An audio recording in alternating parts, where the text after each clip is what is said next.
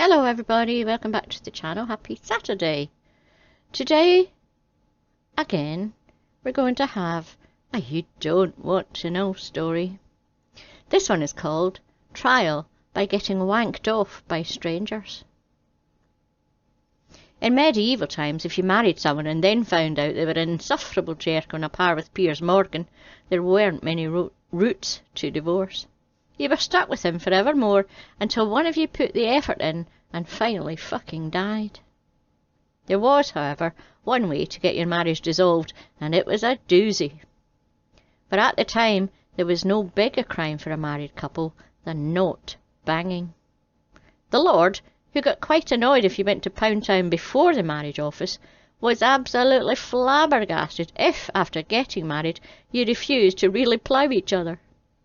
The law in parts of Europe agreed, and so intercourse with your spouse wasn't just encouraged, it was mandatory. If your husband was impotent, you could end the marriage.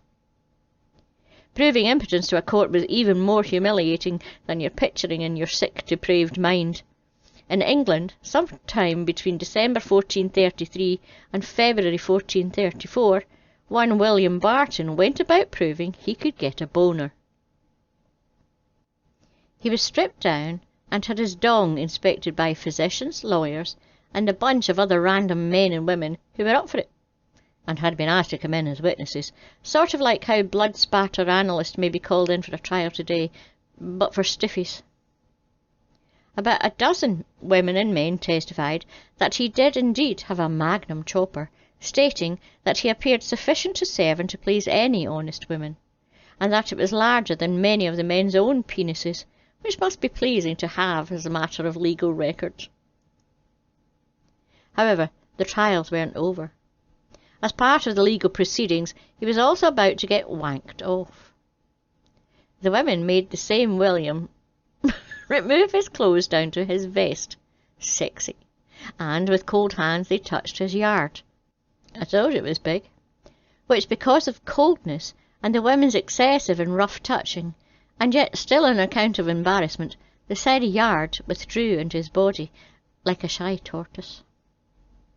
In the 1440s, John Scathellock was subject to the same test, with several women also showing them their breasts and genitals while giving him medieval dirty talk, of which there sadly is no record. But it was probably along the lines of, "Hark, thou art most pleasingly engorged." That technique failed, and they instead turned to mocking him for not getting an erection. In France, up until the Revolution, things were even wilder, and you could go through a trial by Congress, where you would show a big room full of witnesses that you could, in fact, do a fuck. Men who had had their marriage dissolved due to impotency, particularly amongst the richer aristocracy who could afford it, were willing to pay the hefty lawyers' fees involved to prove that they were potent. This wasn't to win the wife back like a teddy bear at the do a fuck get a wife plush toy stand at the fair, but more to show society that everything was just fine in your pants. As in medieval England during the trials, the man would be prodded and poked to check whether he could get a hard-on in cue and come on demand. The experts waited around a fire, one account of a trial in Reims read. Many a time did he call out, "Come, come now," but it was always a false alarm. The wife laughed and told him, "Do not hurry so, for I know him well." The expert said, after that, never had they laughed as much, nor slept as little as on that night.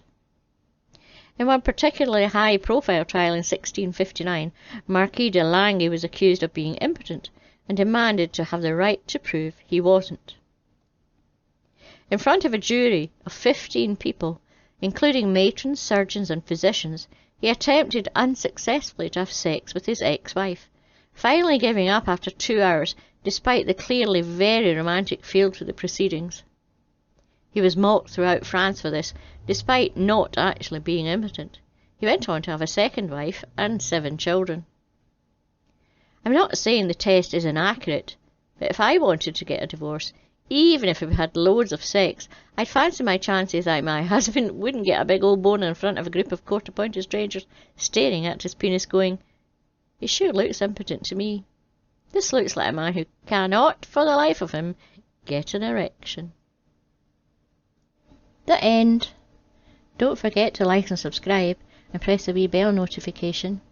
And a huge big thank you to all my subscribers, patrons and members. See you next week. Bye bye.